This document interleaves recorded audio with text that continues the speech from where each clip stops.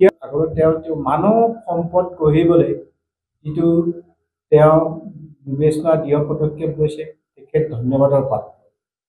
জীৱিত কালত মোক এই আন্তঃৰাষ্ট্ৰীয় যিটো বঁটা প্ৰদান কৰিছে মোৰ নামত, তেখেত তাৰ বাবে ধন্যবাদৰ পাত্ৰ। বিশেষকৈ মোক আৰু উৎসাহিতহে কৰিছে, নতুন জীৱনহে দিছে আৰু কাম কৰিবলৈ যুঁজ দিছে। সেইকাৰণে এই ক্ষেত্ৰত এইবোৰতো আমি দুজনে পাতিলে নহ'ব, আপোনালোকৰ সংবাদ মাধ্যমৰ যোগেদি, যিহেতু সংবাদ মাধ্যম মোক আন্তঃৰাষ্ট্ৰীয় তেখেতৰ যিটো মানৱ সম্পদ গঢ়া যিটো সৰু কালৰ পৰা যিটো দৃষ্টিভংগী হৈছে, সি সঁচাকৈ আকৰ্ষণীয়। কথা পাতিছিলোঁ, কথা পাতি ভাবিলোঁ যে আপোনালোকৰ আমাৰ নাম এটা অনুমতি ল'লোঁ, অনুমতি লৈ বোলে হ'ব। আমি এখন 5 দিনীয়া কমিটি কৰিলোঁ। যাদৱ পায়েং ডাঙৰীয়া আছে, ভাৰত বৰা আছে,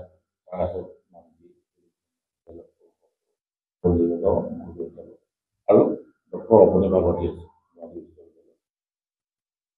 আৰু ৰাজভৱন আছে। আমি যদি 5 জনীয়া কমিটিয়ে ডিছকাছ কৰি যায় যাদৱ পায়েং নামৰ এটা আমি বঁটা ঘোষণা কৰোঁ। তেওঁ যেতিয়া অনুমতি দিলে আমি গোটেইখিনি বিচাৰ কৰি এই বঁটাটো সেইটো চিন্তা কৰি ভাবিলোঁ যে আমি পৃথিৱীত এতিয়া যদি জীয়াই থাকিবলগীয়া হয়, যিটো আমাৰ ক্লাইমেট চেঞ্জ হৈছে, জলবায়ু পৰিৱৰ্তন যিটো হৈছে, পৰিৱৰ্তনৰ কাৰণেতো গছ থাকিবই লাগিব। গছ নাথাকিলে গছ আৰু পানী নহ'লে মানুহ জীয়াই থাকিব। অক্সিজেন পাবলৈ হ'লেতো মানুহ জীয়াই থাকিব গছ লাগিব। সেইটো চিন্তা কৰি he is the unsung hero.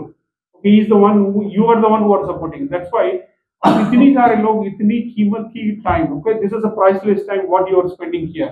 It is really amazing, and we are the one who are going to take this next generation to a sustainable, livable planet Earth. Thank you so much for your patience listening and coming here to cover something. Thank you so much.